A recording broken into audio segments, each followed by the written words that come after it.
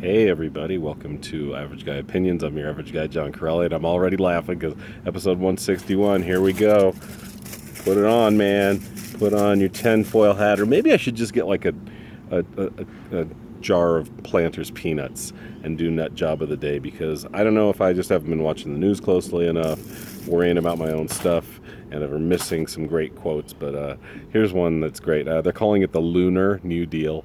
Texas Representative Louie Gohmert actually does not believe that climate change, global warming, is a man-made problem. Of course he doesn't, because he's a Texas Republican, and we sure wouldn't want to hurt the oil industry.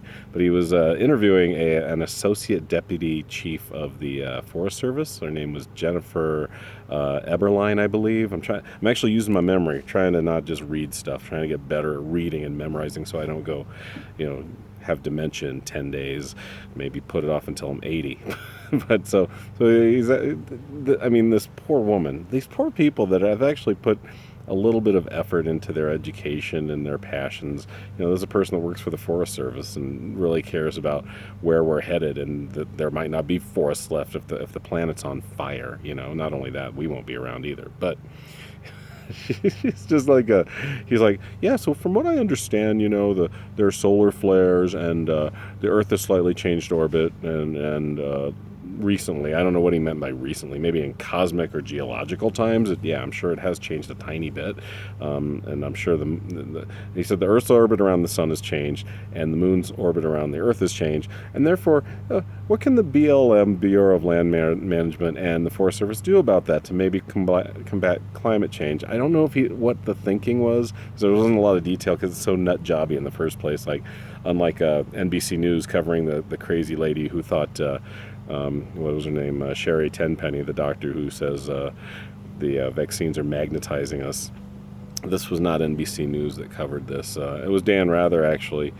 No, this was NBC News, but at least this was, I don't know, it was still nut jobbery. I mean, it's the guy, so basically he's saying, well, what can these services do to combat, to change the orbit of the moon? Because I guess his thinking is maybe we get the oceans moving a little bit, get the tides in a better place, maybe they'll splash up and slosh up and cool down the planet. I don't know what goes through these people's minds, but he's another nut job. So Louie Gohmert, Republican representative from Texas, I salute you with this water. I wish it were vodka. You are the nut job of the day. Fellow Representative Ted Lieu in California said, I don't know, maybe we can get Captain Marvel on. This is yes. It's always a Democrat that does the smart thing in response to this Republican lunacy. I mean, seriously, it's gotten ridiculous. Kind of reminded me of something funny. This just popped in my head because it was going to be hard to do 10 minutes on it. But this is kind of a funny thing that happened. You talk about, Bureau of Land Management, Forest Service, Division of Wildlife. So this was back in 1993 when I went to Europe, and USA Today was my only real source for getting, any pertinent news in English.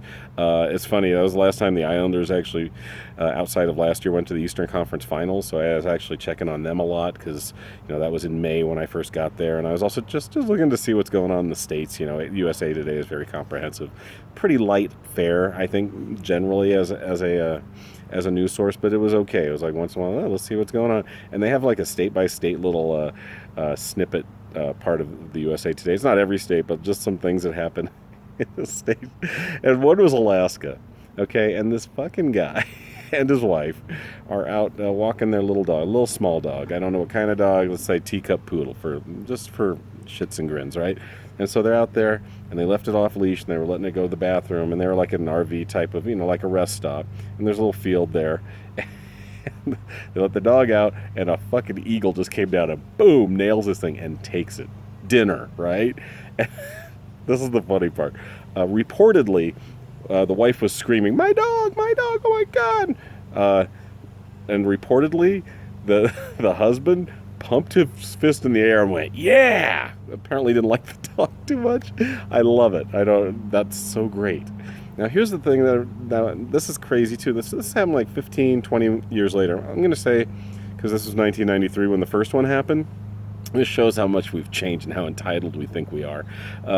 This literally happened again, and it probably happens quite a bit because people are dumbasses. Let's be honest, right? This is the reason I do this channel and try to. I admit I'm not always the most common sense guy in the world, but Jesus, some people are just moronic, and some of them represent us in our government. One did for about 4 years. Anyway, so we can. Back to Alaska. And the same thing happened. This time I wasn't reading USA Today. I just happened, I think it was the Denver Post. And like I say, this is probably about 5-10 years ago, so about 20 years after the original one that I talked about in 1993 happened. The same thing happened. People walked their dog, or didn't walk their dog, let it off leash to go to the bathroom at a rest stop in Alaska. Boom. Instant replay. Eagle comes down, takes the dog, eats it. Now this time, this is even more moronic. Because at least the guy in 1993, yeah, you know, he hated the dog and that was it. It was over. No, this guy, this fucking guy, decides he's going to, I swear to God, he sued the Alaska Division of Wildlife and said they weren't keeping track of their wildlife. Do you hear yourself? And what kind of lawyer? That's the part of the problem, too. Is these nut jobs exist, and we acknowledge this and we know this. But why does this guy think that that's what the Division of Wildlife does? They're not eagles. The eagle wasn't allowed off his leash or out of his cage. The eagle is a fucking eagle, you idiot. A cougar, we're not letting cougars off of chains to go roam around and eat deer and occasionally maybe attack a person, which is very rare, by the way.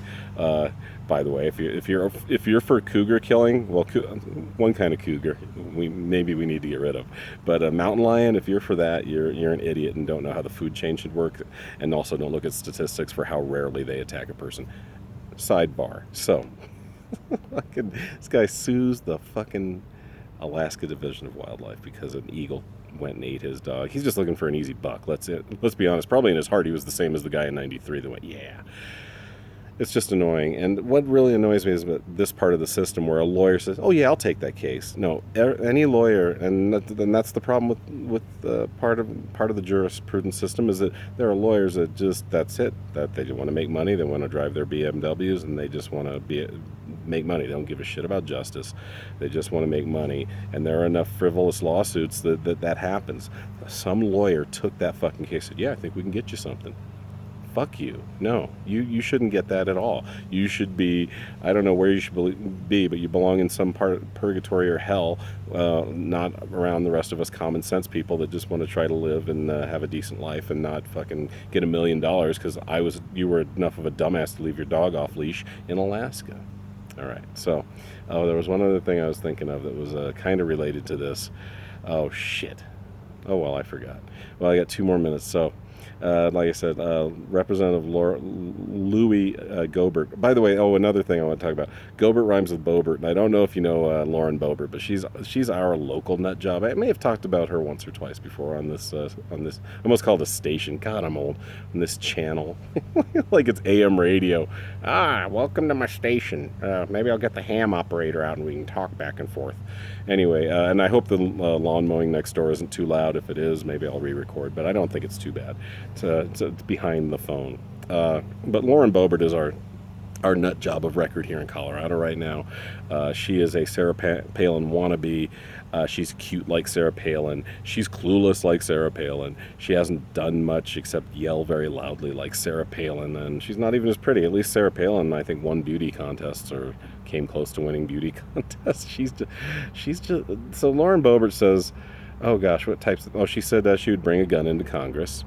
Funny, it sure didn't help out a lot during the insurrection. Even if you had helped out on the wrong side, you sure didn't help. So you act like, I thought you were the good guy with the gun. Where were you, Lauren? Where were you when the Capitol was being overrun and stormed and the officers were dying and your congressmen were hiding in closets? Where the hell were you?